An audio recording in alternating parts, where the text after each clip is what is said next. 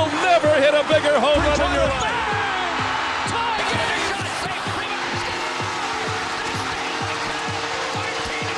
We will see you tomorrow night.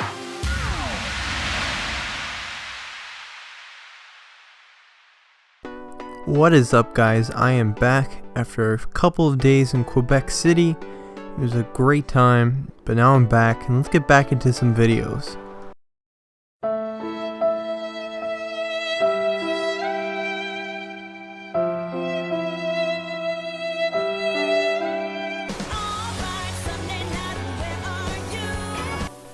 I know I talk a lot of football on this show, and that's because the season's right around the corner. But I wanted to get to this story. Teddy Bridgewater is out for the year. This is an extremely significant loss for the Minnesota Vikings. A lot of people were thinking that the Vikings could go pretty far this year, and a lot of them even had Super Bowl aspirations for this team, led by their young quarterback, Teddy Bridgewater. Unfortunately, Teddy Bridgewater dislocated his left knee and had a complete tear to his ACL during an injury in practice, and this absolutely crushes the Vikings because as of right now they must turn to Shaun Hill.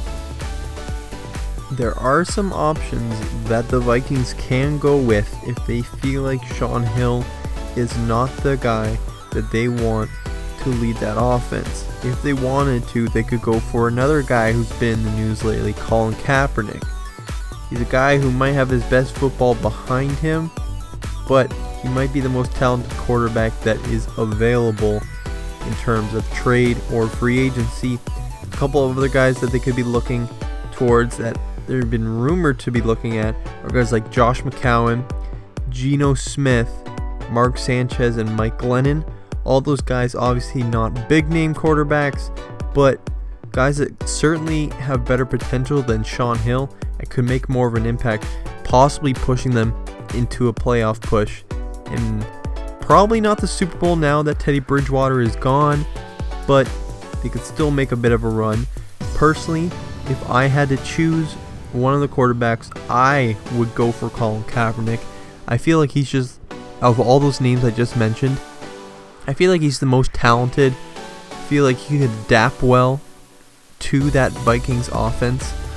I want you guys to let me know down in the comments below what you think the Vikings should do. Should they stick with Shaun Hill, the guy who has some experience? He's been in the league for a while. He obviously knows the Vikings system, being the backup there. Do you think they should roll with him, or should they bring in someone new who might be more talented, like a Kaepernick or a Sanchez, or even a Mike Glennon or a Josh McCown? So let me know. It's a very interesting situation. Obviously, Vikings fans don't want to be in this situation, but I want to hear what you guys have to say. In other football news, Penn State will honor their former coach, Joe Paterno, on his 50th anniversary of the first game he ever had coached for the university. This is a very controversial move by the school, including that Paterno was fired in 2011 from the Jerry Sandusky child sex abuse scandal, and it's just a very questionable move by the school. Obviously, Paterno is the greatest head coach that they've ever had. He's pretty much the only head coach they've ever had, so I understand why they want to honor him. I understand that it's been 5 years since that whole scandal. But do you think that they maybe should have waited more until they did something like this? Do you think that now is the right time? Or do you think that they should ever do that based on the scandal? Personally, myself, I think that they needed to do it sometime. They need to recognize him for the things that he did.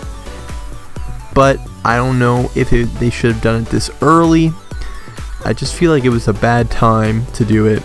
I still feel like they need a little bit more time for the school to get over that, because when you think Penn State, you think of that whole entire scandal. It's just a difficult situation, and it's hard to really choose an opinion on that. But they're going to do it September 17th, and it'll be interesting to see. The Colin Kaepernick saga continues as himself and safety Eric Reid took a knee during the national anthem on Thursday night's game as they were surrounded by boos from the crowd. And he said that he will continue his protest against the national anthem until significant change is made regarding racial oppression in the United States. He said, quote, "Yes, I'll continue to sit. I'm going to continue to stand with the people that are being oppressed. To me, this is something that has to change.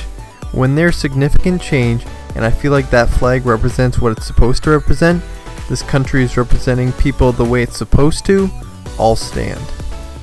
There was an additional protest Thursday night as the Seahawks cornerback Jeremy Lane also sat out for the national anthem in protest as well. Oh, the good old hockey game is the best game you can name, and the best game you can name is the good old hockey game. And lastly in the news, Paul Gaustad is calling it a career. After 727 games in the NHL, the former grinder is calling it a career. He was drafted in the 7th round, 220th overall by the Buffalo Sabres in the 2000 NHL entry draft after failing to come to a deal with the Predators where he had spent the last 5 seasons. He's going to call it a career. Gaustad spent his career with only 2 teams, Sabres and the Predators, notching 231 career points with 778 career penalty minutes.